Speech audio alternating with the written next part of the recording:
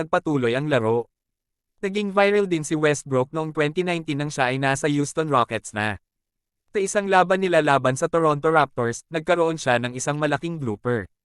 Habang siya ay nasa labas ng court at nag-aabang ng pagkakataon na makapasok sa loob, biglang nagkagulo ang mga players na naglalaro. Natuwa si Westbrook at nag-attempt siyang sumali sa kaguluhan kahit hindi pa siya papasok sa court. Nagtakbo siya mula sa bench at pumasok sa court, ngunit biglaan niyang na-realize na wala pa pala siya sa loob at nagkamali siya ng pagkakataon. Tumawa siya ng malakas at nagbalik siya sa bench. Sa loob at labas ng court, si Westbrook ay kilalang malikhain at palakaibigan. Nagkaroon din siya ng mga nakakatawang interaksyon sa mga fans sa audience. Sa isang laro, isang batang lalaki ang sumigaw sa kanya na, "You're trash." Bilang isang trash talk, sa halip na ma-offend, nagtawa lang si Westbrook at sinabing, "You're gonna have to do better than that, young man."